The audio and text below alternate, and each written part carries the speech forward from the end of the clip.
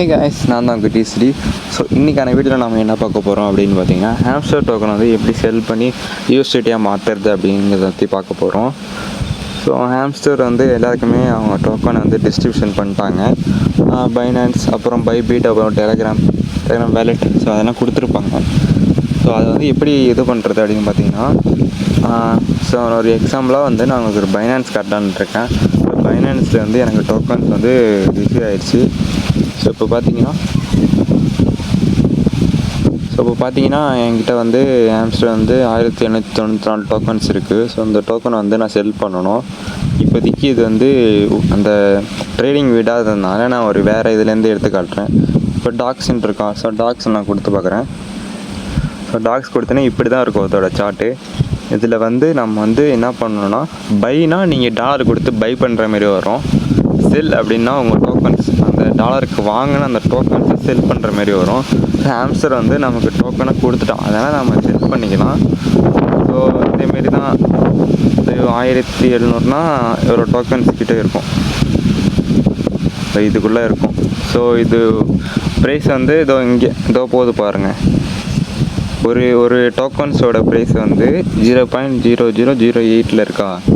So இந்த மாதிரி hamster வந்து 0.01 அப்படிலாம் 0.1. ஸோ அது போல் விடுவான்.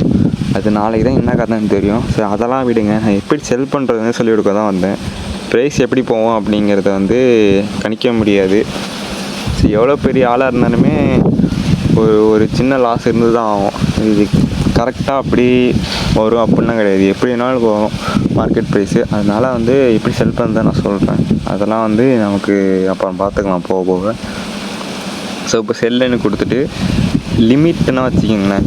லிமிட்னா ஒன்றும் இல்லை. இப்போ இந்த டோக்கன் வந்து எப்போ வந்து நம்ம செட் பண்ணுற ப்ரைஸுக்கு வருதோ, ஸோ அந்த டைமில் வந்து ஆட்டோமேட்டிக்காக வந்து செல் ஆகிடும்.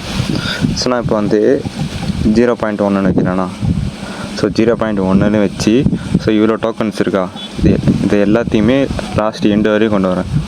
ஸோ 0.1 இது வந்துச்சு அப்படின்னா எனக்கு வந்து இவ்வளோ யூஎஸ்டிடி கிடைக்கும். டோட்டல் போட்டு வருங்க, இவ்வளோ யூஎஸ்டிடி கிடைக்கும். ஓகேவா, இது வரது வாய்ப்பு இல்லை.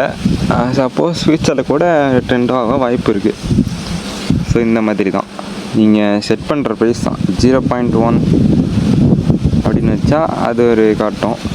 அப்புறம் 0.01 வச்சா அது ஒன்று காட்டும். இது வந்து நம்ம வந்து லிமிட்டில் வைக்கிறது தான். உங்களுக்கு ஒரு கெஸ் இருக்கணும், இவ்வளோக்கு போவோம், கன்ஃபார்ம் போவோம் அப்படின்னா இதை பண்ணலாம். ஸோ அப்படி பண்ணிக்கலாம். அப்படி இல்லைனா மார்க்கெட்டுன்னு இருக்கும், இதில் தான் நீங்கள் மெயினாக பண்ணணும். லிமிட்டு தேவையே இல்லை. மார்க்கெட் கொடுத்தீங்கன்னா, இப்போ மார்க்கெட்டில் கரண்டாக என்ன ப்ரைஸ் போயிட்டுருக்கு, இப்போ போயிட்டுருக்கா 0.0080 போயிட்டுருக்கா. ஸோ இந்த ப்ரைஸில் வந்து நம்ம விற்றுக்கலாம். இப்போ அமௌண்ட் ஆஃப் டாக்ஸ்ன்னு கொடுத்துட்டு நான் இப்போ வந்து ஃபுல்லாக கொடுத்தேன்னா செல் ஆகிடும். மார்க்கெட் ப்ரைஸுக்கு எவ்வளோ மேக்ஸிமம் 35 USD எல்லாம் வந்துடும். ஸோ இந்தமாரி கொடுத்து செல் கொடுத்தீங்கன்னா யூஎஸ்டிடியாக உங்களுக்கு வந்துடும் ஸ்பாட்டில். இருங்க,